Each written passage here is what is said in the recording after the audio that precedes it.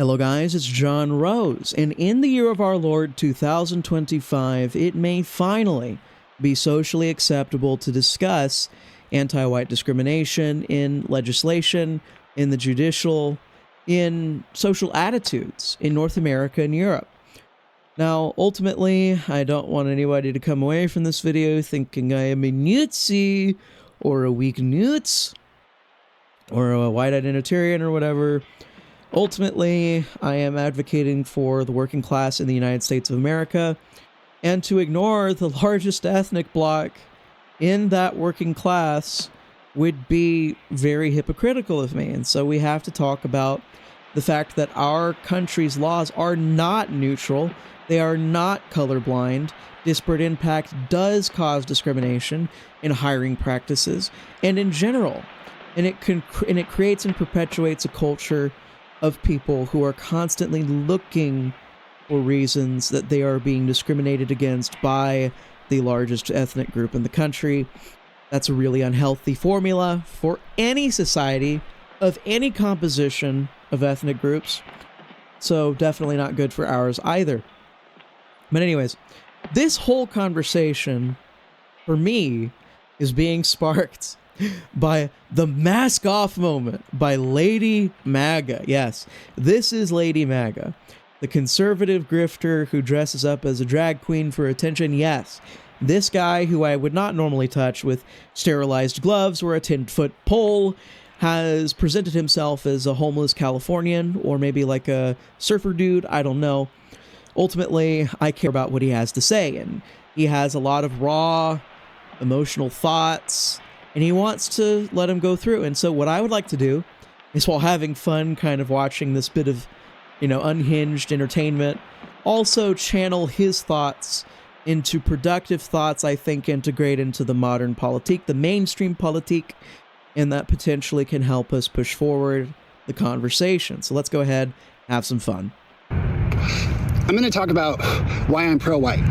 Before I do that, I got to clarify. I am not trans. Stop thinking that I'm trans. Okay, look at me. I am not trans. 1. 2, stop asking what I do with my beard when I'm Lady Maga USA. I shave it off. So now that that's out of the way, let me explain why I'm pro-white.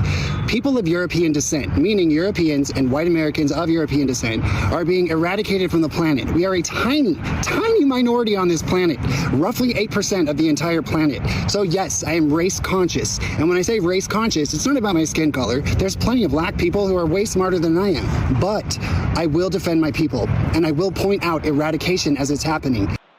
Okay, so this is a talking point that is pretty common when you're getting introduced into weak newtism or white identitarian stuff, and it's about the eradication of white people. Now, ultimately, midwits are going to mock this as they map animal reproductive patterns onto people, and they understand that this is not exactly how reproduction works over a long period of time. But to address those midwits, and to address any normal person who has the same thought, like, well, if white people just keep reproducing, there'll still be white people. It just may not be the ratio of white people you want. And to care about ratios of ethnic groups, that's really weird. Well, if you're that person, I want you to understand one simple thing. It is undoubtedly true that you will be either a plurality, which is less than 50% but still the largest ethnic group, or you will be the minority in your country, in a country that already has laws in disparate impact, in the Civil Rights Code, and everywhere else that discriminates against you, that keeps you from getting jobs that you are qualified for, that keeps you from getting the things that in a pure meritocracy you would get. And ultimately, that's what we're advocating for here in this middle ground position is we just want a true neutral state. Like the federal government should be truly neutral. And if we are a pluralistic society and the United States was founded as a pluralistic society, that's the only kind of country or government that makes sense. If you recognize from the start that there were Puritans in the New England and there were Quakers and there were planters in the South and there were all these different ethnic groups, you would recognize that those separate people groups have their own rights and that the federal government has to be truly neutral towards them. So that is the case. We want to get back to true neutrality on the federal level. So right now, it discriminates against you. The law discriminates against you. And if you become the minority in a country where the law already discriminates against you, the majorities, the people that coalesce into the majority, are going to use those laws to bully you. It is ultimate. It's already happening while they're not the majority. It's just going to be worse when they are the majority. I hope you understand that. And he's going to bring up some examples here that have entered the mainstream. We're going to go ahead and listen to those. Look at London. Look at London. Lots of fun, right? Lots of fun. Very British. They got Sadiq Khan as their governor or whatever, their mayor, ruining it. Europe is destroyed. It's culturally decimated. And we have stupid white European women in Germany singing a song about welcoming refugees. Now, that sounds really nice. So when I say I'm pro-white, I'm talking about not ruining countries that are great because of white people of European descent, like Australia, like the United States, like Europe. So I'm talking about everything not being destroyed by cultures that hate us or do not wish to integrate. And this is an absolutely valid point. And if you don't agree with him, then you are part of the destructive force for society. If you want to import people that do not actually coalesce, if they do not integrate with American society, you want to destroy American society. And, you know, that's something that you can choose. You can be like, I hate America. I hate the people that made America, and I want to change it. That just makes you my enemy. Like, if you want to destroy the foundation, the fabric of this beautiful place that I had the absolute blessed fortune of being born in, if you want to destroy it, you're my enemy. Screw you. So, you know, this is absolutely correct. And it shows a really important question we need to have about immigration practices. When we import people, it actually is important to think about generalizations. What % risk are you incurring on the destruction and decay of your own culture by importing people from X, Y, Z countries? Now, if you're importing people from a friendly country, let's say, for instance, like Japan or South Korea, well, they may not be actually hostile towards our religions. They may not be hostile towards our ethnicities or anything else like that. But then there's another fear, which is kind of most embodied in the behavior you see in China. So when China goes into other countries, and they have satellites of themselves in every country in their region. So you can think of any Southeast Asian country at this point, and you will find either a significant Chinese minority trying to undermine the government that already exists there, or you will find a emerging Chinese minority. Ultimately, what I'm discussing is collectivism, that we have to be very mindful and kind of filter immigrants for if they are coming for the sake of empowering their own collective in our country, or if we are finding someone who wants to be a true, individual who comes to America, who becomes American, who dates, and then their family marries into Americans, and then over generations, like they've been citizens ever since they got naturalized, but then like 2-3 generations down the line, they finally have they're hard to distinguish from other Americans. That's something that is ultimately a really good thing. It is a wonderful thing for people to integrate and ultimately assimilate. And if we're taking in large portions of people from perhaps countries that sing death to America over and over again in their borders, or if we bring in people to come and represent the House of Representatives like Ilhan Omar, who ultimately are advocating for the rights of their home country while maintaining dual national status, absolutely reprehensible, absolutely condemnable. Or if they're trying to create a satellite state within your own state, like the Chinese do to all the countries around them, we have to be wary of all those things. And so we cannot just blindly accept people from all the other countries. We can have colorblind, true neutral legislation at the federal level that's meritocratic in nature, that just never mentions race to begin with. But ultimately, when we get to immigration practices, just like how the founders did not have colorblind immigration practices, we cannot also just be blind to culture, blind to hatred. We have to have people who both love us and hate whatever they were coming from enough to ultimately assimilate. And there are a large portion of people like that. I know many people like that who don't like the way they grew up and don't like the country they grew up in. And so they want to be American because they love all the stuff we do and hate what their old culture did. That's like the perfect, that's that in some ways that is the perfect migrant.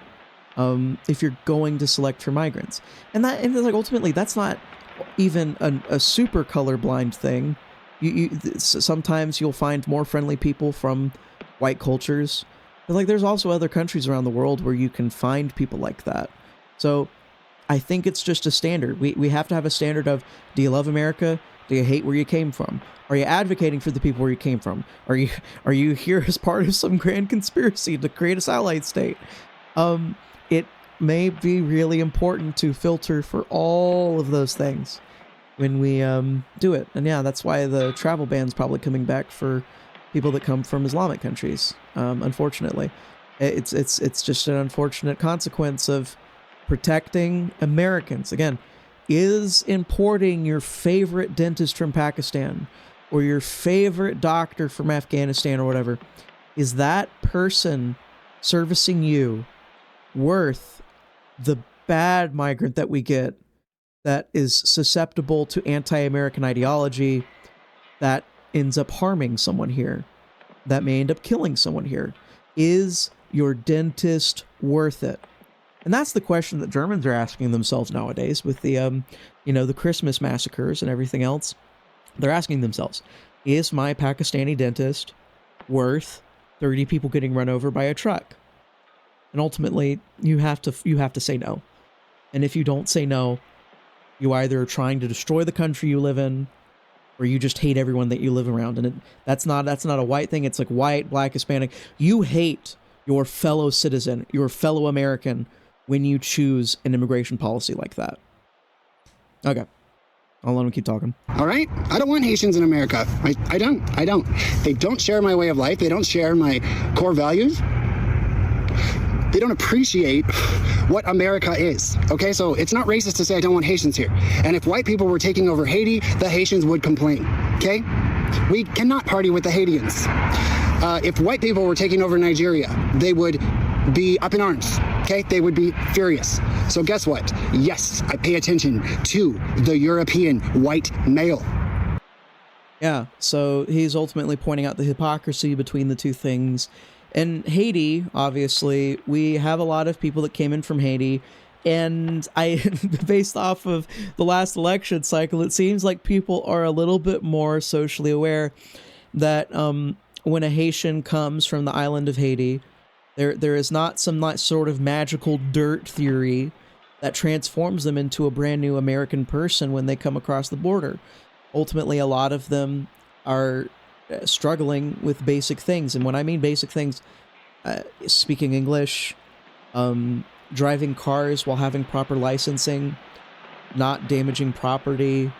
And yes, those people who in their native cultures eat the ducks and the geese and eat house pets, those people are most likely probably eating house pets and ducks and geese, and they come over here. Why do we know? How could it possibly be true? Because moving from one piece of dirt to another piece of magical dirt in the United States does not turn you into a different person. It's a long series of decisions that you make to be an American that make you eventually an American. It's not an overnight process. We are under attack, okay? Can't get a job in tech, all right? There's no special privileges. Can't get into a university. And it's not playing the victim card. Pointing out literal decimation of your culture and your people is not playing the victim card at all. Right. So, he is using emotional language, the decimation of our people. Sounds very dramatic. But what he's saying is 100% true. Disparate impact is preventing white people from getting into colleges at the rates that they normally would be able to, especially Ivy League schools. And again, this conversation does end up being a debate with those midwits that we mentioned earlier. And they try to argue against this. I promise, if you go to the bottom of any of these various arguments about discrimination, you find ultimately, yes, these schools do in fact discriminate in admittances against white people, and they let people of other ethnicities with lower scores and lower qualifications in for the sake of diversity, equity, and inclusion. It's horrible, it's unmeritocratic, and it's how you get incompetent leaders like in California that are letting the whole country burn down. Absolutely disgusting. We cannot accept disparate impact. We have to remove disparate impact in DEI measures. At all. It's simply pointing out and stating the obvious. Does this mean I don't want any immigrants into the United States? No.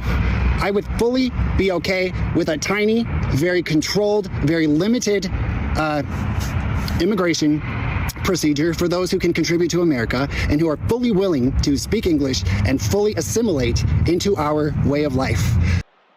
It's really interesting to talk about where the American culture is in retrospect and like in respect to this opinion.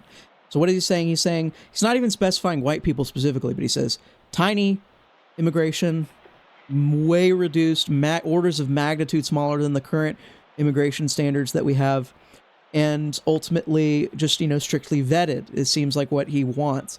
And I think there's a large portion of Americans that would agree with that if it was sold to them the right way. If you told them, like, I think a majority of Americans already support reduced legal immigration. It's ultimately getting people down to recognize and understand that assimilation does not happen at the scale that we're currently importing migrants into. Integration is still unfeasible, like at this point. And integration and assimilation are slightly different. Assimilation is a much more stringent definition than integration. But even integration, very difficult at the population standards, very difficult when you are taking cultures that are not proximally close to yours. So what I mean by that is, like, you're going to have a way easier time of integrating and assimilating someone from a culture that's very close to the English common law tradition that we had. For instance, right across the pond, France. You take a French person, bring them to America. They're going to be acting like an American and be indistinguishable from an American way faster than if you take someone from, pick any country, thousands upon thousands of miles away, unless they're from the Anglosphere, or unless they're from a country that we have a very deep connection to. So, for instance, we occupied certain countries for a very long time, and we helped them reconstruct their governments, and we helped them rebuild who they are. I mean, Japan's the easiest example, but there are other countries like that. If those people want to be American after they spending decades being occupied by us, and they dislike their home culture enough and like our culture enough, then yeah, sure. But ultimately, proportionality is the actual discussion. And what he's advocating for is very reasonable. Small, heavily reduced immigration, orders of magnitude smaller. And we can discuss exactly what that is. But I think we should all just get on board with the idea. We're already on board with the idea of reduced immigration, but getting on idea with severely reducing immigration, I think that's the next step that we're taking as a people. Severely reducing immigration. Now, I know a lot of people in the dissident sphere want immigration moratorium, which is the idea that we stop all immigration for a while. Would this be good for the country? Yes. Unequivocally, yes. It would give us time. You do it for a while, a couple decades, few decades. It would give the country time to try and work with the population groups we already have in here. But ultimately, over time, people would want to open up the borders again, and the corporations are going to lobby for the borders to open up again. And ultimately, that's kind of the negotiation that we're having. It's not purely a discussion among American citizens, but it's also about the business owners and owners of capital in our country that we have to be negotiating immigration with. And so understand, we really want those people to agree, and we want Congress to understand our demands. And what we're demanding is reduced legal immigration, starting with H-1Bs, moving on to university admittances. If we're having trouble getting white people into university, and you're importing people into our universities, there's something wrong. So, that's a very easy statement to make. So Yeah, let's go ahead. Keep going.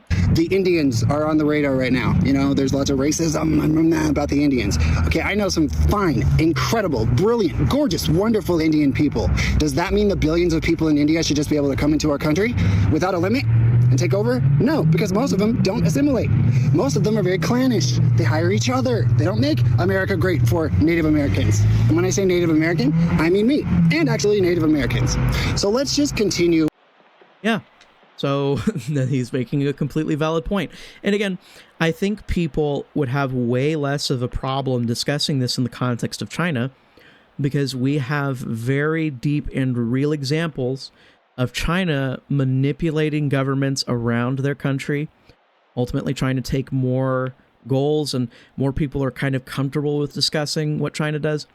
But yeah, that's ultimately, what is India doing? Is India doing what they do because they have a darker shade of skin color?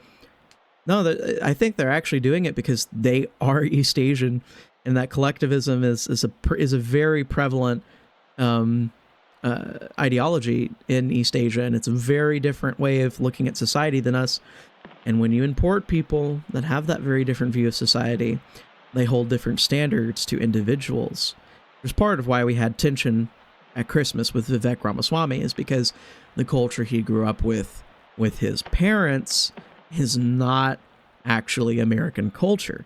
He grew up in America, he grew up around Americans, and he tried to synthesize the things his parents taught him with the things the people around him taught him, and you end up with a kind of amalgamation, a distortion of American ideals of freedom. So it's really important, and that's part of why people like Ann Coulter and other advocates for reduced and heavily restricted immigration want third-generation immigrants to be the bar at which we start letting people run for public office and do a lot of other things that would make them leaders of everyone else in the country.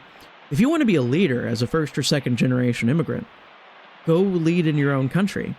And I honestly, I think that the U.S., with our abundant capital, you will probably find American investors willing to help you in that venture.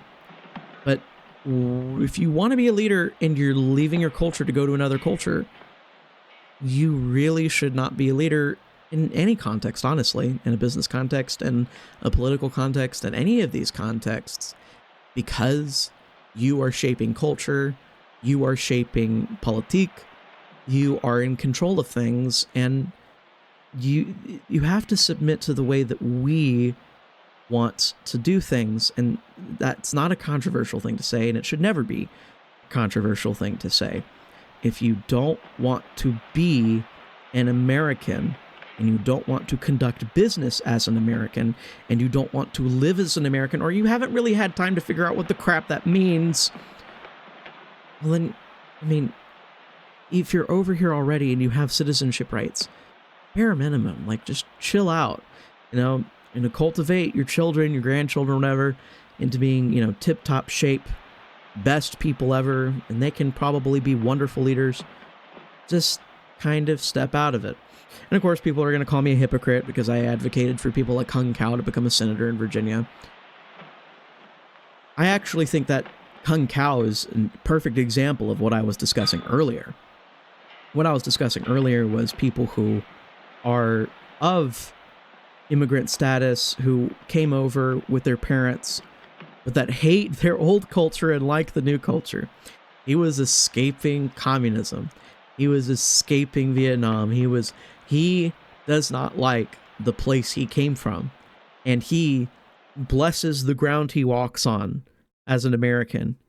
He understands the blessings of this country so deeply that I believe he will have the humility to try and be an American more than a lot of these other kinds of people that we're talking about.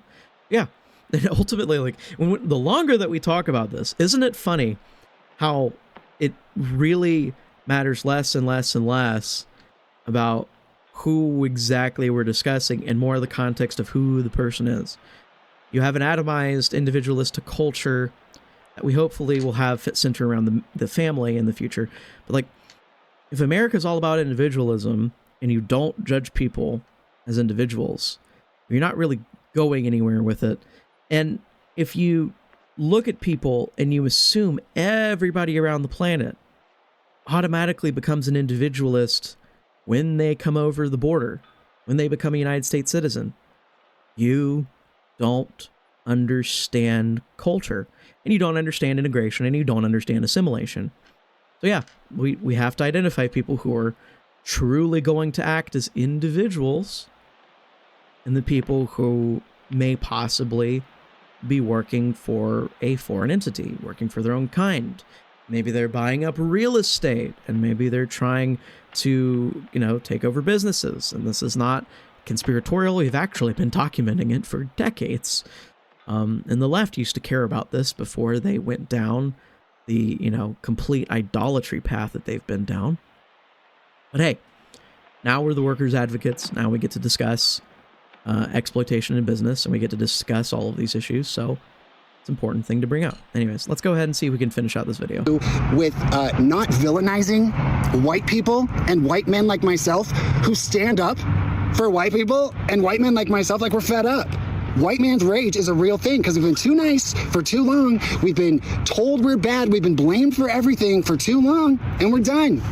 So yes, Lady Maga USA, behind the wigs and all the ridiculousness, I'm nothing more than a based white man who is not going to take it anymore. I'm unapologetic. I have nothing to lose except my country. Side note, demographically, it's already too late for my people, okay?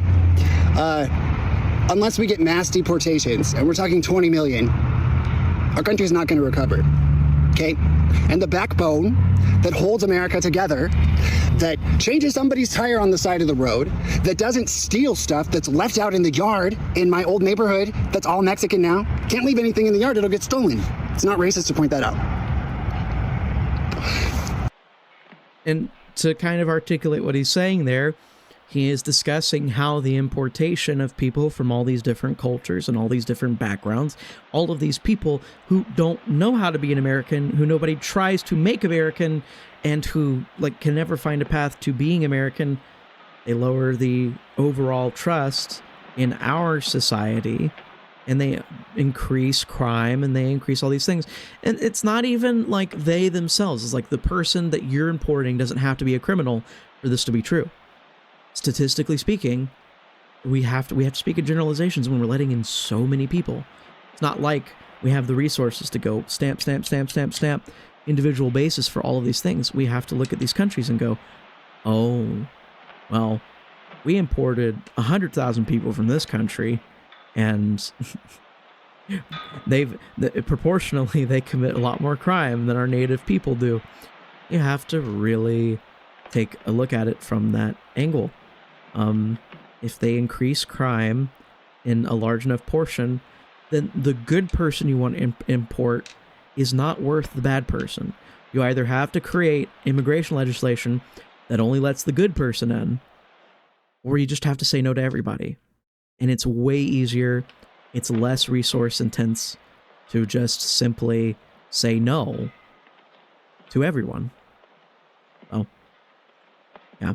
So, anyway, James Lindsay, you like to call me woke, you like to make fun of Lady Maga, you like to point me out as woke right, playing the victim card, and being just as bad as the woke left. No, I'm not. I'm simply standing up for common sense, my values, my culture, my people, okay? And I would hope that every other group of people on the planet does the exact same thing. Because if they don't, they're stupid, and they're self-hating whites, like the women in Germany singing for the mass rape gangs to come into their country and culturally enrich them. I've had enough cultural enrichment. Thank you. Enough cultural enrichment for a lifetime. God bless America. And God bless white people.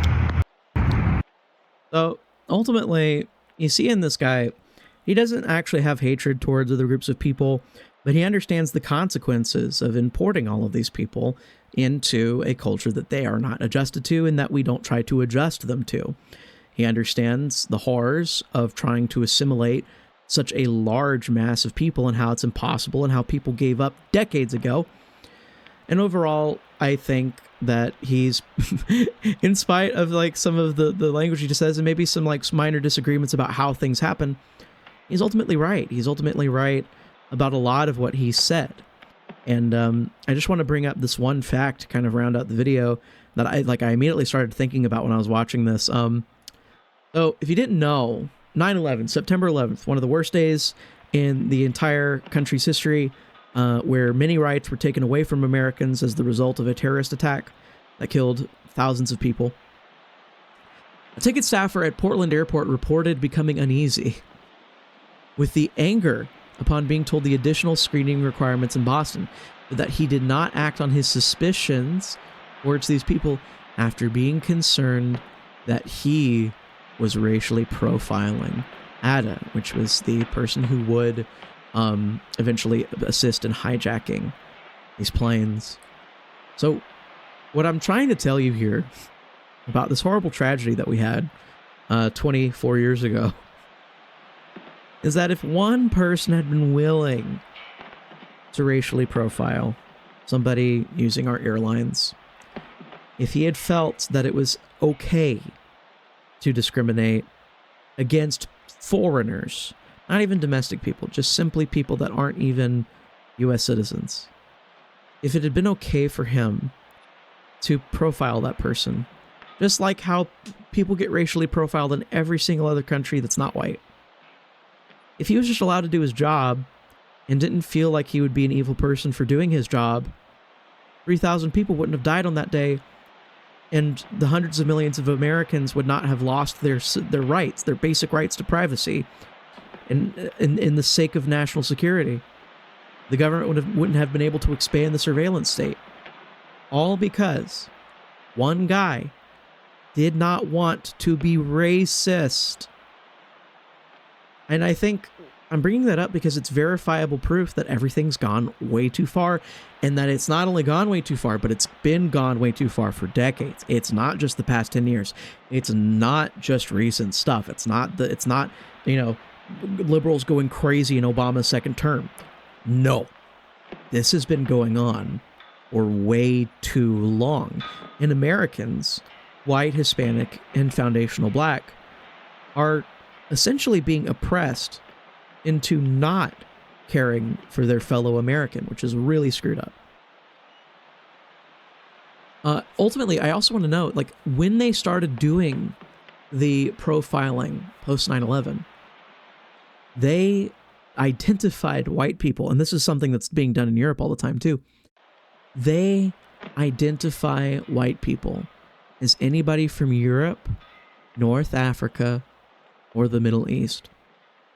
So, if you think Moroccans are exactly the same as British people, or if you think people in Yemen are identical to people from Ohio, well, then you have no problems with this. But yeah, no, ultimately, the racial profiling that comes out of the September 11th attacks is horrible. And ultimately creates the excuse for saying that terrorism is white. They use all these statistics to say that terrorism is white. There's even pushback in the United Kingdom right now saying that terrorism is white against young people. They're trying to say, they blame all of the rape on white people. 90% of all rapes are committed by white people. And if you know that Britain is 80% white, you go, wait a second, white people are raping more people per capita than they exist. Oh my gosh. Oh, but then you come and realize that that statistic, along with how it's defined according to this legislation, all of the people we imported that are increasing the rate of rape are being included in the white category for the statistic. Yikes. So, whether you think people from the Middle East and North Africa are white or not, you ultimately understand the problem. The problem is that they are not from the United Kingdom. The problem is that they are not from Germany. The problem is that they are not from America. They are not culturally integrated. They are not culturally assimilated. We do not import them at levels that they could be culturally integrated or assimilated. And we ultimately do not pull people in that can be integrated or assimilated. We bring in people that hate America, that shout death to America, burn our flags, besmirch our statues, and knock down our monuments. Why do we tolerate this? Why do we import people that hate us? It doesn't make any sense. So let me know what you think. Give me a comment. Do you think I was too tame? Do you think I was too spicy in evaluating Lady Maga's Wignutism? I don't think he's a Wignut. You listen to how much he praised Indians and black people. Doesn't sound like a Wignut to me. Does not sound like a white supremacist. Does not sound like a Nutsi. Let me know what you think. Down in the comments and everywhere else. And otherwise, I just hope each and every single one of you have a blessed rest of your day.